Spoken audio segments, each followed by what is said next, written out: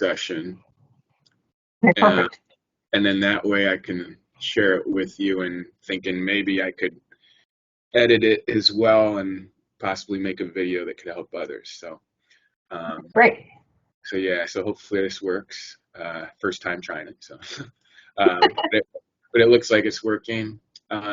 Okay, so I have here what you can see. These there's a little more than maybe what you have because the signs is in here, but this is the file that you have. This is the 716 version, right? That you have. Yes. I think so.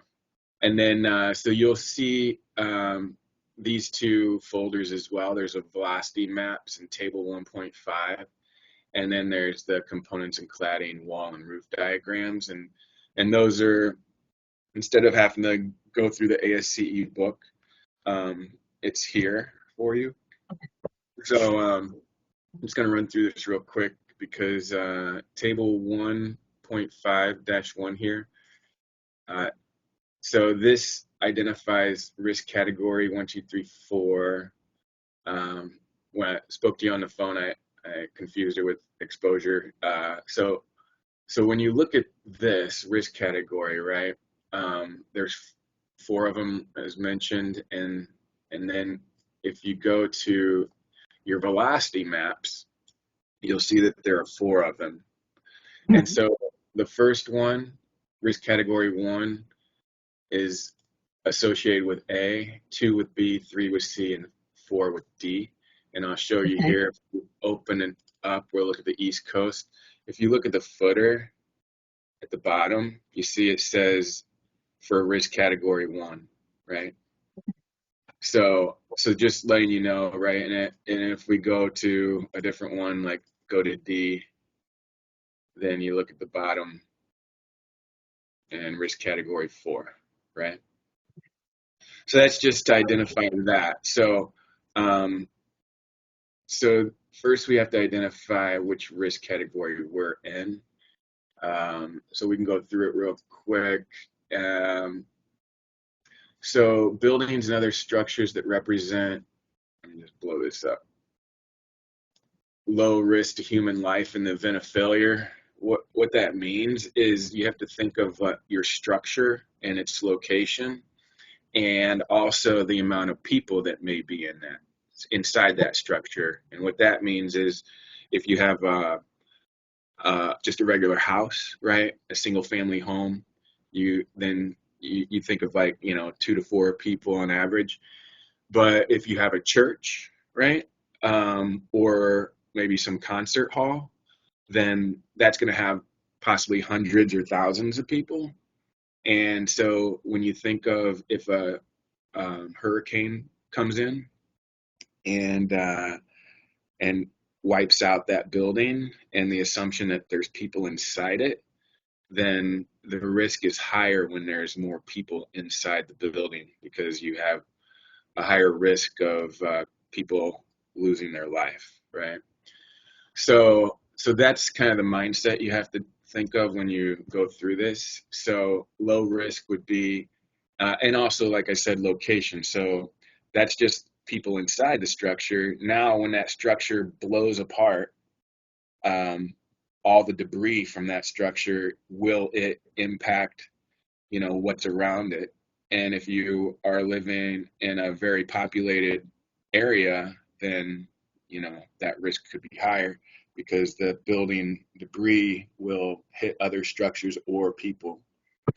But if this building is in the middle of a farm, right, where there's just land all over, and then you just have a house kind of like in the middle of this land, then the risk is really low, right? Because number one, it's not a lot of people, and number two, if the debris flies somewhere, it's going to land in the field and not in other structures or hit other people. Okay. So that's kind of how you have to think about it. So number one is basically think about it's that structure that's in a rural area, and I always associate with like farmland because there's not a whole lot of neighbors close by. Right. Then then risk category 2, you can see it says that's basically the default if 1, 3, and 4 don't apply. So let's jump to number 3. And this is buildings and other structures failure which could pose substantial risk to human life, not including number 4 below, but potential of substantial economic impact. So let's see, these include but not limited to facilities such as manufacturing, process, handle, store. So this is saying, okay, you have basically a manufacturing plant with chemicals or something like that. So if something like that gets hit and is, thrown everywhere, you don't want toxic waste or some Right. crazy chemical blowing all over the place, right? And be impacting other people or, water, whatever. So if I understand that your situation is a condo, so it doesn't fall into this category, but just to explain, right? If you had something like this, then you would say this is a risk 3. So that's obviously not, we don't have anything toxic in a condo. So it's not number 3. It is a condo, so you have neighbors, obviously super close. First, floors above and below you and whatnot, and neighbors next door. So it won't be 1 either, right? So number 4 is building structures designed designated as essential facilities. So let's see, building structures including but not limited to handle, store, dispose of substances as hazardous fuels, chemicals, contain sufficient quantities of highly toxic substances. And then let's see, building other structures required to maintain functionality. So this is number 3 is toxic. Number 4 is even more toxic, right? So you're not either one of those because you're residential. So 3 and 4 ruled out and 1's ruled out, so you're left with number 2, which is the most common, right? Because residential or structures in general, there's more homes than commercial buildings. So that is the most popular. So that more or less you're always going to use this one, right? You may use a number 1 if you're in that rural area though. So that's just to explain that. So I'm going to minimize that. So now we know that we need number 2. So we're going to go back to our maps and we'll open up B, right? Because it's associated with risk category 2. And we're the East Coast. We're in Florida. So we're going to pull up this one and I'll zoom in to Florida. And we're in Bonita Springs. So I think it's somewhere here. And then the address, whoops, is here. And so this is the map to identify the velocity that we need to put into the program. And I'm going to go ahead and open the program here. Let's see. And then, okay, so this comes up. You've probably seen this, but if this message pops up and it says the author would like you to open it as read-only unless you need to make changes, and we do want to make changes because we want to enter values in to get the calculations. So we'll hit yes. We do want to make changes. If you hit no, then it'll be read-only, and nothing. You won't be able to really do much. And okay, so in the program, the wind velocity speed here corresponds to 3-second gust of speed at 33 feet above ground, okay? And then makes reference to what we just took a look at in the velocity maps and the categories. So that's just referencing where it is in the book, but we showed in the what's provided with the program, you have that reference already. So If you don't know, it sounds like you do, but if you don't know the exact mile per hour for that area, you should be able to call um, your permit department, and they should know because they're familiar with the area and Mhm. whatever they need.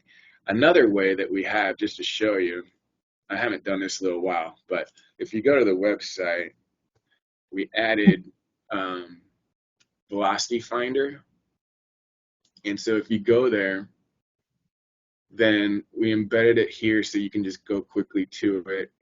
Close this, and then you can put the address here. So Okay. Bonita Springs, Florida. And then you go here, and we're looking at the ASCE 716. Mhm. And then you select the risk. We know it's a 2. And then we're doing it for wind. And then we hit view. Get out of here. And it says 160. So that's from whoops. That's from ASCE. So you can go to ASCE's website and you can find this, but we just embedded it in the website so you because it's relevant. So you can always do that, but just going through those quick steps there, you can always check that. Man, do you know how easy that is? When I found this, I was like, yeah, I should put this on the site because this is a pretty common Definitely. question. But Yeah. yeah, so 160. So if you want to change it, we can, but Yeah. Yeah. according to Yeah. that, it's 160. Exposure. Let me zoom this. I'm gonna zoom in on this. Okay. Let me just. I didn't mean to skip over this at all, but the design wind speed. So the map that we just saw, the velocity map, all of these velocity maps are considered ultimate. And Right. so when you reference these, the velocity that you put here is in reference to this map exactly, and again is ultimate, considered ultimate. You may not, it doesn't really say that, but that's what it is. Um, and then what we have is the toggle, right? That you can click on that. You can hit nominal if you want. So there is no nominal map, but you can select it in the program, and it is an option from ASCE. And what it does is it reduces every pressure by 40%. Right. And so it's substantial amount of reduction. So I always let people know, I always tell people, hey, if you don't know, ask your permit department if it's something that you're able to do. I say if you don't know, then the best thing to do is use ultimate, because the Yeah. last We thing leave you it at want to ultimate. do, yeah, the last thing you want to do is put nominal. You go through the whole process. You buy your shutters or windows or doors, and then you don't pass inspection, and then you just paid for I don't know how many, windows, doors, shutters, and thousands of dollars that you just spent on whatever you have to resell it or Yeah. whatever, right? So yeah, just to understand that. So that we'll leave it there. Ultimate, you mentioned ultimate anyway. Exposure category, if you hover over the description, you get this breakdown. The first line under each of them, we kind of give an overview of what it means, and then below that is the context from ASCE, but we try to put it in layman's terms. So a B is an urban or suburban area with wooded areas or terrain, um, with numerous closely spaced obstructions having the size of a single family home dwelling or larger. So basically you're in a neighborhood, and you have houses that are right next to each other. A C is open terrain, scattered obstructions, having heights less than 30 feet, and category includes flat open country, grassland, or other water surface in a hurricane prone region. So this is your rural kind of area, right? And there's really nothing much around you. And then these obstructions could be trees or other buildings, but they would be less than 30 feet. So you're basically out in, again, in a rural kind of area. A D is it's a flat, unobstructed area and water surfaces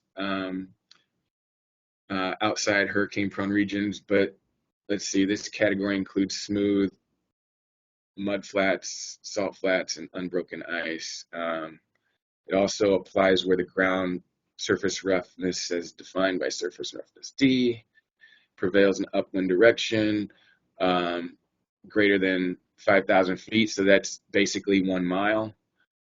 So this D actually, and might be worth updating, but what you want to consider in a D is you're right on the water basically, so you're within a mile from the coastline, and so that will give you a higher pressure. So basically you can also think of the BCD as you go, higher, your pressures are going to go higher because you have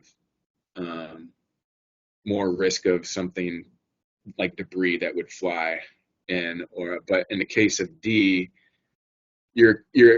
or in the case, I guess, to think of hurricanes, you're closer to the hurricane, so D is like, again, right on the water. C, you're kind of rural.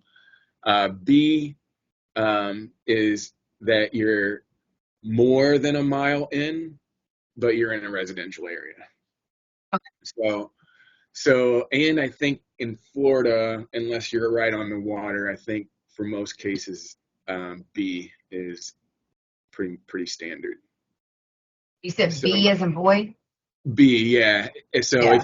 if you're not right on the water, then typically B is the standard for Florida.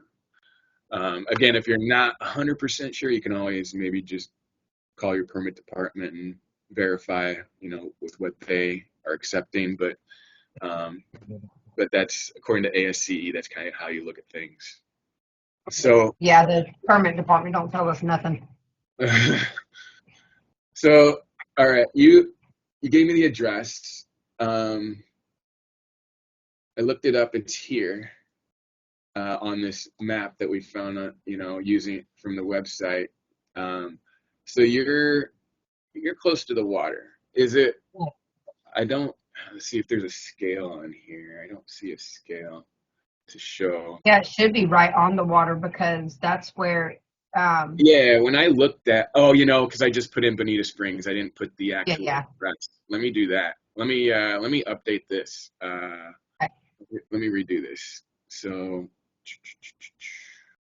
hit this back button, and whoops. Um, So there at the end. yeah, I'm gonna get over there. 263 Barefoot Beach. 263. Whoops. Barefoot Beach Boulevard. 263 Barefoot Beach. And now, okay. First one. Yeah. And then this is right, this is right, this is right. View results. 161. Okay. So there you are. And you're definitely within a mile of the water. In fact, you have water on both sides. But Yeah. the huge body of water, right where the hurricane's coming in, is right there. So let's change this to 161, and we'll put D because we're right there. And then exposure. So enclosed building, open building, partially enclosed. So Okay, so this is going to be the actual lanai, the patio area. When you go out and walk out on that little patio and you look out to the water, that's where this is all going to be. So would that be partially opened? let's see. So yeah, so you have your condo, and then it's your kind of like your balcony, right? So the building, it's let's see, but you're putting the shutters on that lanai. So Right. Sliding glass. Screen and shutters. So I hear what you're saying. So so you're gonna have the basically a sliding glass door or whatever that's part of the entire building that would be a fully enclosed building. But then your shutters go just on the outside of it. So I would say you're looking at a partially enclosed area. If you were doing, if it was the building itself, like you're putting shutters right on the windows or doors of the building, then it would be enclosed. Since you're doing it on a lanai, then it's like screened in maybe or open, which the screened in I would consider open because it's not a wall. So yeah, anything that you have, 1, 2, 3 walls that are exposed, and you just have, basically you don't have a full. You have to think of it like a box where all 4 sides are, the structure, and it's enclosed. If you're missing any one of those walls, then it's considered partial. and then just to cover open building is, I always like to explain it as like a picnic area where you have a roof, right? But you don't have any walls. That would be an open building structure. So yeah, for a lanai, I would put. Oh wait, there's partially enclosed, partially open. Let me see. Partially enclosed, total area of the opening in the wall that receives positive and external pressure exceeds the sum of the areas of the openings in the balance of the building envelope by more than 10%, and the total area of openings in the wall that receives positive external exceeds 4 square feet or 1% of the wall area, whichever is small. So you'd have to, like, based on the structure, kind of do that evaluation. Let's see. But so partially enclosed would be like your main structure where you're enclosed, but you're outside. So, and you're basically attached to a fully enclosed space. I would say that you're partially open. You probably have 3 open sides, right? And then you just have the building itself that right, the condo. So I would select this one. Now, even though you're doing shutters, you still have to give some roof information, which so the interesting thing about your structure is it's a condo. So you're one of the entire structure. So what you'll need to do for this is the roof type is you're going to have to give basically dimensions of this condo. And then So that's going to be a gable because it's flat. Okay. And there's like it's a condominium, right? So there probably is no overhang, I'm gonna guess. There is no. Okay. If it is, it'd be like 1.5. It's not real. Yeah, right. I mean, it's teeny tiny, so. Right.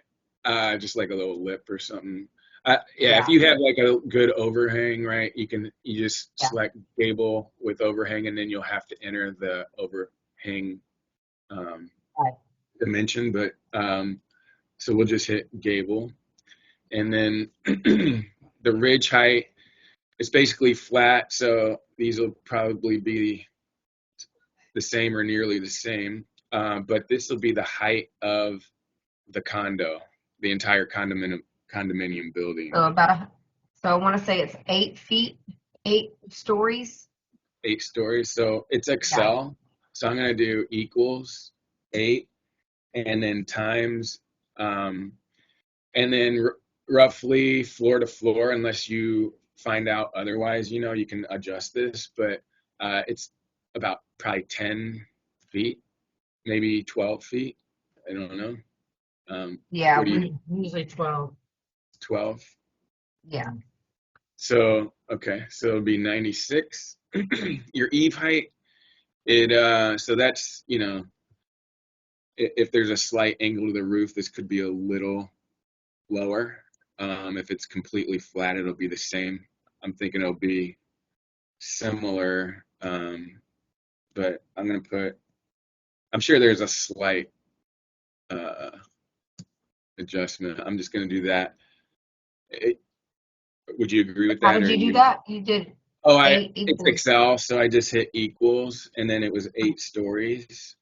So I just did 8, and then the other one was 12. So I just did 11, which is a foot less per story. But then it could be even slighter. It's just going to be a slight angle, right, so the water can run off. Um, so, but what way you can check this is what you can do is when you enter this in, go over here to the dimensions area, and you can see the roof angle in degrees is automatically calculated here. So this is showing 0 degrees. Well, actually, we haven't put our slope yet. So, um, and we did this so that the mean roof height and the slope as manual entries, because when you get architectural drawings, usually this information is provided versus someone having to do the math, right, and find out what the hypotenuse is, stuff like that. So I have it here just as slightly lower. Again, we can adjust this if we need to later if you find out the exact dimensions from drawings. The overhang we're going to put, you don't have to put anything if it's nothing, but you can put 0 and it'll get rid of the yellow. The parapet along the roof. So this is if there is a wall basically around the perimeter of the roof. Sometimes this can be where the building puts all of their equipment, like heating units or cooling units, right? They put them on the roof, and then they'll put a wall around it. So Right. some buildings have it, some don't. Most don't. Maybe. It depends, I guess. But just understand what that is. If you don't have anything and leave it blank, it'll be 0, or you can just enter 0. So do you know if they have something like that? Idea. Okay, I'm gonna put 0. I'm assuming there's nothing there. If you find out later there is, and then you just need to put the height of that fence or wall basically that's around it. And then the roof slope. So it's basically flat, right? Do you have this dimension, or it's basically so it's X over 12, and so a 12 by 12, just I can enter it here, 12. If I put 12, look over here, the roof angle, it's 45 degrees. So it's basically going from 0 to 45 degrees, and that's your roof angle. But they're usually on the plans. Um, if Yeah, there's no slope at all on there.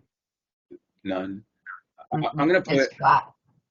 I'm gonna just put a half, or Okay. or or something smaller maybe. Let's see, because it's basically flat. So when you start getting over 7 degrees over here on the roof angle. So if I type in 5, that's 22. Let me put 3. Let me put 2. 2, you're over 7 degrees. If I put a 1, you're below, and you can adjust by decimal points too. But once you get basically 0 to 7 degrees is considered flat. Once you get over 7 degrees, then you're not considered flat. And the reason for bringing that up is then you'll have to you may have to adjust some other things to show that it right, like it's not a flat roof. So in your situation, and this is a little confusing sometimes, and there is no flat option because ASCE considers if it's flat, it's considered a gable. That's just how it is through ASCE. So if you had let's just, for the sake of explaining this, if you had a hip roof, but it was basically flat, then, you would say gable. But in all reality, you wouldn't build a hip roof that low because it would be really hard to build a roof like that. But that's just to explain. So if you have a hip, more than likely it's not flat. But I just want to explain because people, and in previous versions we did have flat as an option, but then going through the ASCE they didn't reference quote unquote flat, and they said it's a gable. So just staying true to it. And then again, we saw that message, right, that if I delete this, just telling you here just what we covered. Roof types should be gable if the roof is less than 7 degrees, which is considered a flat roof. So just going through that, in a little more detail, just so hopefully it's a little clear. And I'll just put this at 0.5, just because, again, I'm sure there's a slight slope, just again, so water can run off. And then we have the mean roof height. So that's basically going to be the same because the mean roof height is the center point of the angle of the roof. It'd be 94, right? So that, yeah, right. It'd be between the two of these. You're right. So the average is 24. You could also, it's Excel. If you had one you weren't familiar with, you could say average, and this should be, no, it didn't work. I was hoping it would work, unless I spelled it wrong. I did. There, 94. So just showing that. What was that equation? Yeah, I'll leave it in there and I'll shoot it over to you Okay. at the end. But because it's Excel, you can do math formulas in here and reference other cells to do things, right? Just because it's Excel. So you can do whatever you want. You can say this mean roof equals parentheses the ridge plus the eave, and then close the parentheses and then say divide by 2. That's the same. Or you can just say equals, again, because it's Excel, average, and then parentheses, and then you can highlight the 2 and close it and hit enter. And it's the same, right? That way you're not having to do the math by hand. You can just do it right here. That's just to show you. Again, it's because it's Excel. You have that ability. Okay. Okay, so we're good there. And now the building information is, let's see, the height above ground. So That's your sixth floor. yeah, so to explain this though, this is the actual full structure itself. So you have to think, in your case, even though you're one unit inside the building, this is for the entire building that we're looking at right now. So the hurricane comes in and the hurricane doesn't care that you're on the 6th floor. It's just like, I'm going to wipe out the whole building. Mm-hmm.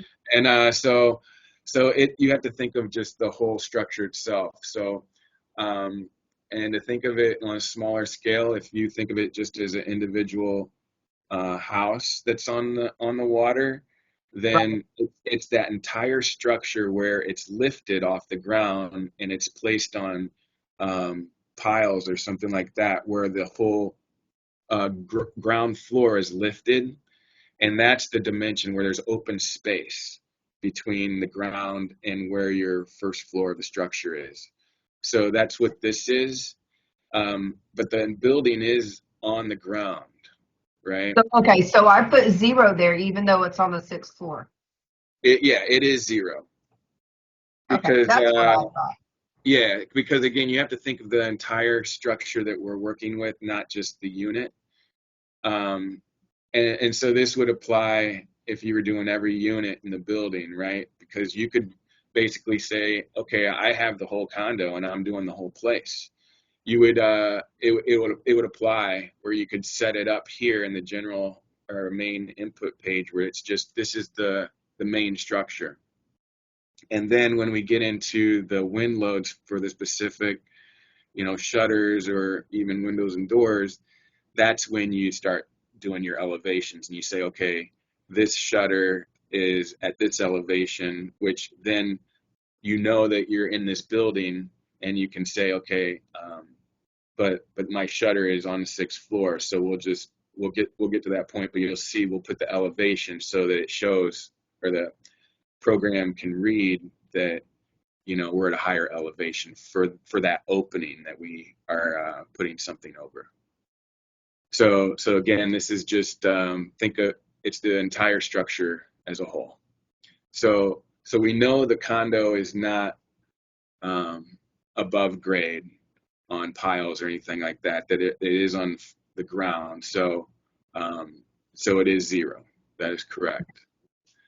And then you can have your cursor. Let's see. Used if you have elevated buildings. That's just that value of Z. If you did have. Yeah. So if it was on a stilt house, it would be different, right? Right. So I've had situations where people are like, basically where you're at, but at like Marco Island, where they are little islands around Marco Island, and they have these structures that are right there, and there's water all around them, so they definitely are lifted, like 10, 15 feet. That's when you say, okay, my whole structure is off the ground by the value of Z in this case, which is whatever that dimension is measured from the grade or ground to the floor of the actual structure. Right. Yeah. And then B and L are just the width and the length. So B is width. So and in the program Do you think maybe I have the length of the building flipped with the I was about to say the program, what we've done here is you don't have to be specific because we've taken into account the worst case scenarios, which means you could say, oh, which side is the length? Which side is the width, right? But when you think of terms of wind, the wind can come from any direction, right? I mean, I know you're on the water and it's very likely to be from a specific direction, but you never know. I mean, the hurricane can come more from the south. It could whip around, right? We've all seen it where hurricanes make a hard right or hard left. You never know, and it's wind, so you really don't know what direction you're coming from. So you can't screw this up. Basically, you just need to give the dimensions, like pick which side you want to be the width and the length, and the program will do the analysis inside the back end. Okay. So which go ahead and give me the dimensions here. Do 175 as the width and 72 as the length. Okay. And then next we have damping ratio, which if you hover your cursor over the description, we provide this information. So, based on the materials, if you have these specifics, then you can reference them here and use these values, or if you know the values, you can enter them in. We went ahead and left these in here because these are the most common and basically an average of what is typically used. So the recommendation is to leave this unless you know for sure, which value these are. So I'm going to leave these unless you know something more about this No, we leave that alone. Okay. So basically, this is saying it's a rigid structure, right? It's not flexible. Right. It's going to have any it's not going to wave around basically. Okay. And then the last one here is the topographic information. So again, by default, we have it as flat, no hill, because typically, in most cases, this is the case.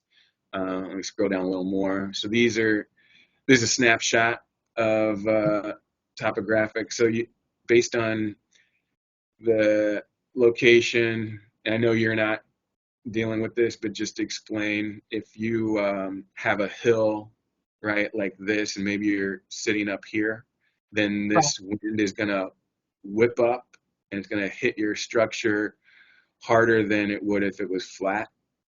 And then not vice versa really, but like if you're next to a hill like this, then Mhm. it'll have a little different effect on how the wind comes up this hill and then comes, and then if your house or structure is here, then it'll impact you differently. Right. But you really need to be, I'd say, right on top of that hill or right next to this area, and you can put these. It shows you that up here you put the actual dimensions of where this is. So it'd be like from the center point to the top of the hill, right? And then from here over to where you are, you'd put that information, those distances here. But I know you're on the beach, so it's flat. But so Mhm. you would just leave it flat, no hill. But just letting you know, if you have another structure somewhere and yeah, you're at the top of a hill, just for example, then you'll want to say, okay, I need to look at, whichever one is 2D, 3D, ridge, or this escarpment here, right? So I'm just going to put it back to flat, no hill. And then that's it for this first main input tab. This is all our basic structure information. And then over to the right, you'll see this determinations. These are automatically calculated, so you can review them or reference them as you're entering things in, right? The roof angle is a good one, and then the edge strip value is valuable. We're going to get into that in just a second. And then the building type is rigid, and that makes sense. So this all looks good. And then now we're ready to get our pressures. So we're going to hit this CNC input page. And then you see over here, I'm going to zoom in. Everything that we just did on the other tab was pulled over and it is here at the top, or pretty much everything. There might be a couple things not here, but the things that you may want to reference for when you're doing your openings, it's up here so you don't have to keep flipping back and forth, right? Um, so that's the reason for that, but you can't type anything over, right? If you do, you try to type something over, like, oh, I want to change this velocity to something. If you try, Yeah, it'll it'll get the, kick me back. It'll make me go to the main page. yeah, so you just got to go back and change it Yeah. because, yeah, you only want one place to make changes, right? Otherwise, it gets messy. So that's just to explain that. So next, let's go here, and we're gonna do. Well, let me explain this real quick because this is the wall opening information. So all this is for the wall, and this is like, let's call it the blue section. If I Okay. scroll down to the bottom, then there's the roof section, this yellow area. So we don't. If you're just doing shutters, then you don't have to fill this section out at all. So Okay. just to explain, like, just because it's here doesn't mean you have to fill it out. Just because you do have a roof on your building doesn't mean you have to fill it out, because for you specifically, you're just doing shutters. And if a window guy is just doing windows, that's all he cares about. But if you're an architect and you're doing the whole structure and you need to permit the whole building, then you need to put the roof. If you're a general contractor or any contractor that you're building this and you need to run these calculations, then you need to provide everything. So it'd be the roof, windows, doors on the end. So So if you do the roof, then you go back to your CNC wall and roof diagrams. Here's information for walls, and then these are all different types of roofs, and you would reference each one based on the type, and then the degrees of the angle of the roof. So if you're basically flat, this is the 1, 0 to 7. Once you get over 7 to 20, then you would reference this one, and so on. So that's just to explain, in the future, if you need to for some reason, that's what those are for. And again, hip, they're all the same. So in the sense that I'll go here and then I'll need to reference, let me go back up and let me see what angle I'm at, right? Let's see, roof angle is 2.39 degrees, right? So then okay, I know that I need to choose for gable this one, right? And then that's what I would go off of. That's just to explain for the roofs, but let's get into this one because we only need it for shutters. So let's see, this is blank. That's okay. And this column, applying wind load 4, is just an identifier for the user because when you have multiple ones that you're doing for a structure, you want to keep track of them, and then sometimes on the drawings you may reference like, okay, this is building 1, 2, 3, 4, however you may have them identified, and then you can just type them in here, and that way you can keep track of them as you follow along. Or the permit department maybe says, okay, well, what's this one for? And they'll know where to look for which one, right?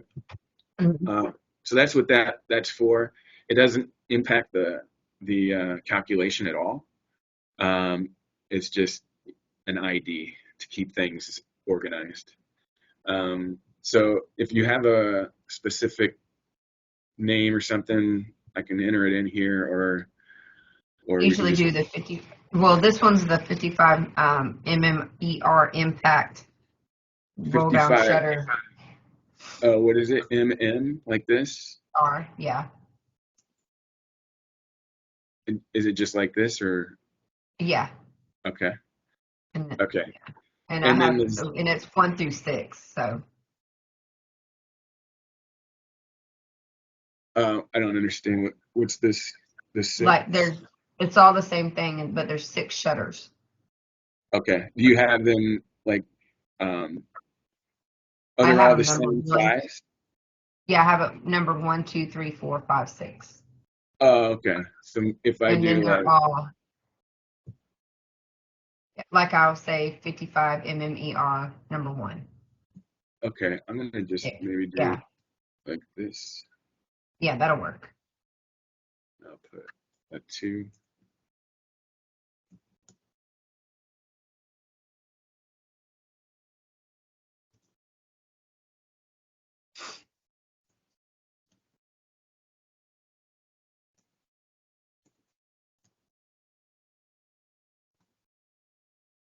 Whoops.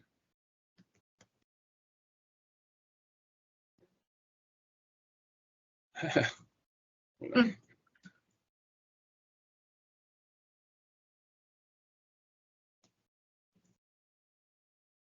Okay. Okay. All right. So that's our IDs. Okay. So for this one, zone 4 or 5. So for walls, it's always just a 4 or 5. In roofs, it's 1, 2, 3. So basically, this is 1, 2, 3, 4, 5. Now, how do you tell, right? Which one you need to use? So you need to. The best thing to reference is your value of A. Here's your edge strip value of A, and it says it's through the calculation. It was calculated for you. It's 7.2 feet. And what that means is when you look, well, here, let me open the wall section. So this is walls, and were greater than 60 feet. So I'm gonna look at this, and you see your value A here.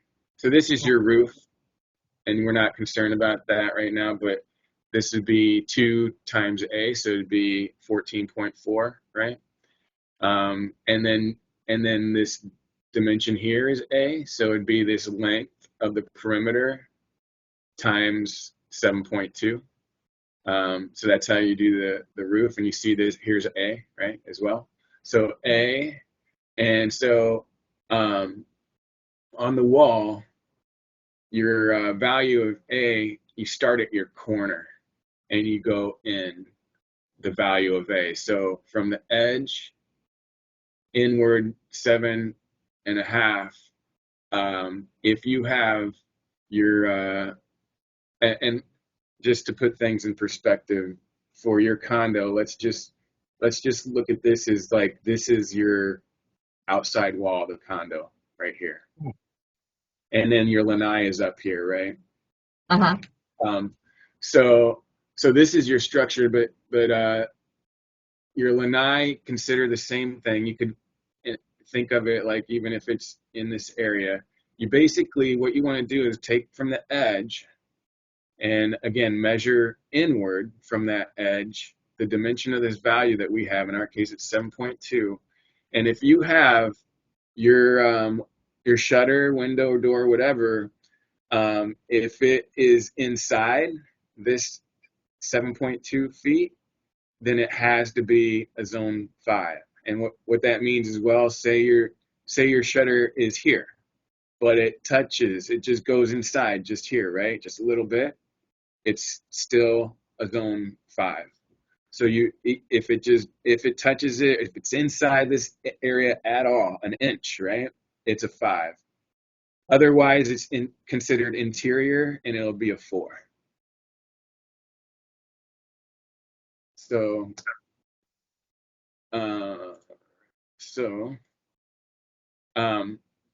so your structure, your shutter, measured in from the corner or the edge of the lanai area, is your shutter inside, and we got to do it for all 6, right?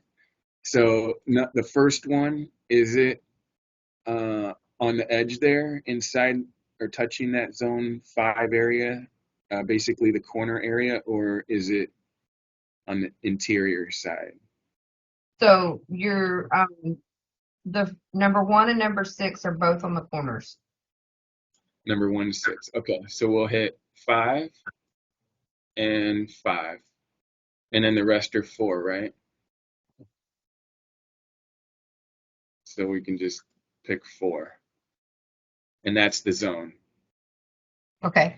And then the elevation, again, all the red little marks up here means there's a message there, so you can hover over. And so we just covered this interior section, right? 4, 5 is the corner. And for here, opening elevation, so you're going to measure from the ground or grade to the center of where it is on that 6th floor. So Okay. So we already know that we assumed each floor is 12 feet. And if we're on the 6th floor, I'm going to do this math because I don't have the drawings. I'm going to try to do this here with you. Let's say I know that I'm going to say 5 stories below me. So I'm going to just say 5 times 12 because, again, 12 is for each floor. Right. And then your shutter, do you know what that dimension is from the floor to the center? I don't. I know it's 100 times 113.5, or by, not times. Sorry. 100 by 113.5 is my width and length of it. Okay. Okay. Let me go over there. We'll come back to this. So Okay. and this is for clarity too, in inches, right? And that's what you're giving me. Right. Okay. So Yes. 100 for width, Uh-huh. and the And length 113.5. 1.5. Okay. And that's your effective area here. These two. Now let's go back to the elevation because again, you're up higher, so it's going to Uh-huh. change. So this is 5 floors. And then I'm doing this just kind of narrow it down. I'm gonna tell me if I'm wrong, but your shutters, they cover the entire uh, screened in area or that lanai Uh-huh. area, top to Yes. bottom. Okay, Yes. I assume so because it's yeah. Um, so in that case, it makes it easier. So you're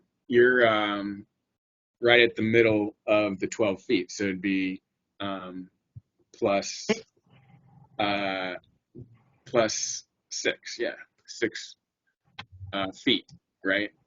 Because Right. that's 12. So 5 floors below us plus another 6 feet. We're right in the middle, and that's where we want to be. So the open So, elevation is going to be 66. um, so that yeah, and is it the same? So is Uh, that's the same opening elevation for all of them, right? if they're all like that, yes. Yes. Okay. There's a little trick in Excel. If you hold the control button and then you hit the apostrophe, it'll automatically copy what's above it. So do what? How do you do it?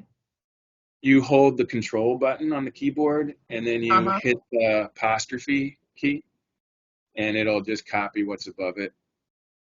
Okay. So that's what I did to just do it quick. You can manually type it. Okay, so now all the other ones, do you have different dimensions for them? All the lengths are the same. The length? Okay, I'm going to do that little trick again.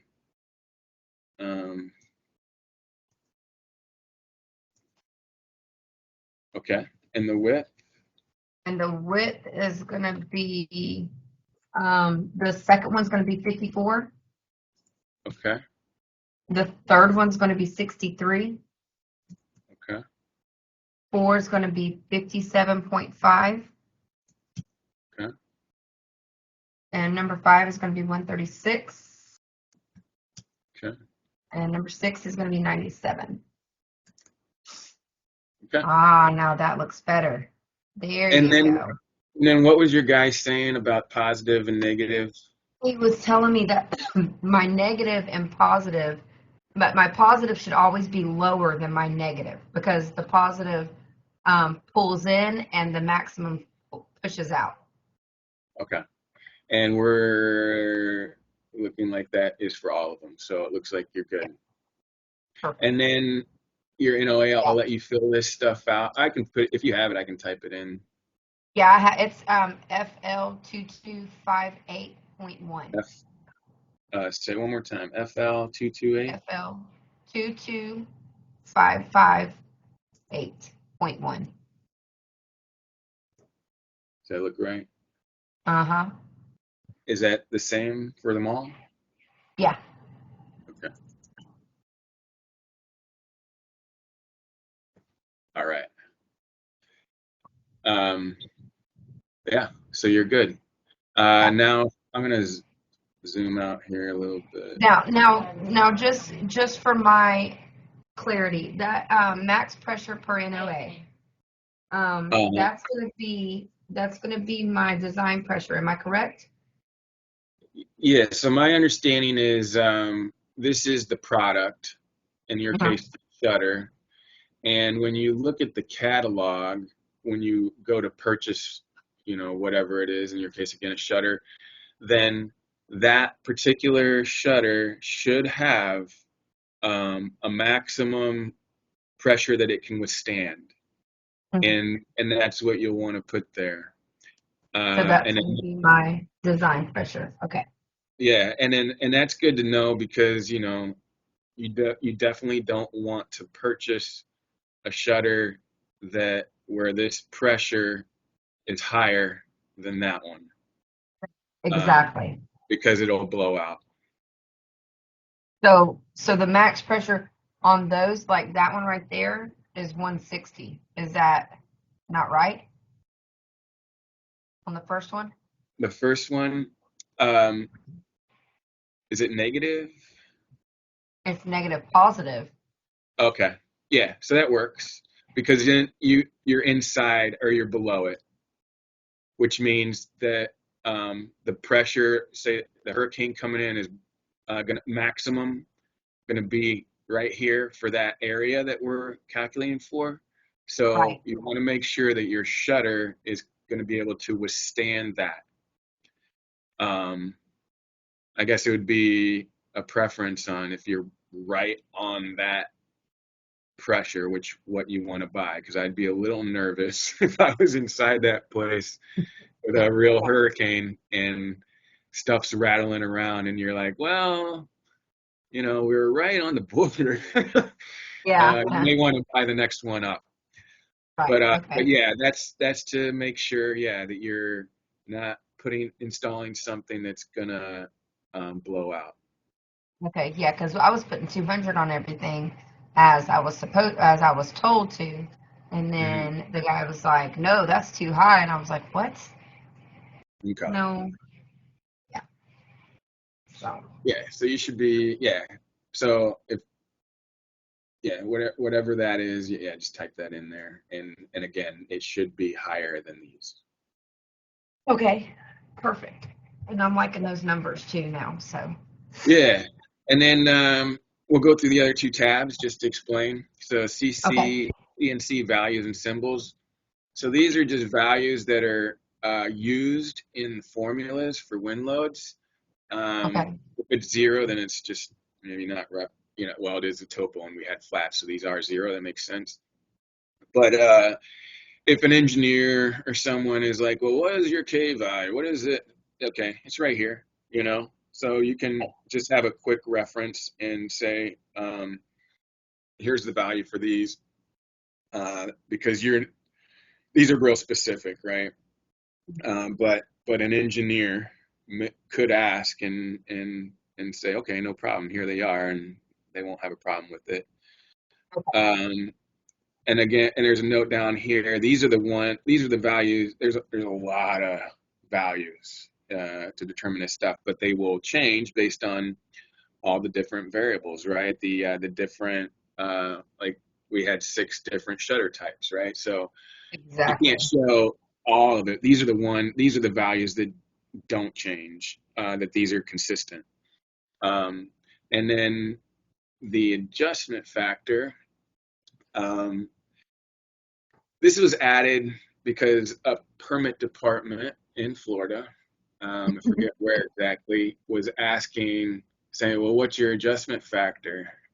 So we didn't have it as part of the program. They weren't sure how to calculate it. So we just added it because it is something that we have inside the calculation. So Uh-huh. just put it out, and here we show the table, and so your mean roof height in this is in this range between 90 and 100. So specifically, it's 94, and your actual exposure that if they ask for it is interpolated, and it's 2.023. So you can Okay. always provide that. And that's it. Okay. Well, I think I understand it a whole hell of a lot more. Good, good. I'll send this to you. I'll email this to you, Perfect. and then I'll see if I can get if the recording went as planned. It looks like it is recording still. I'll just I'll try to send that over to you. It's going to be a big file probably because it's just over an hour video, but I'll see if I can create a link or something like that and see if I can get it over to you. Okay. Sounds like a plan. All right. Any Thank you other so much questions? for all your help. Yeah, No, I yeah. think that's it for now. Okay. All right. Well, Thank yeah, have a you. good day. You too. Thanks so much. Yeah, no problem. All Bye-bye. right. Bye-bye.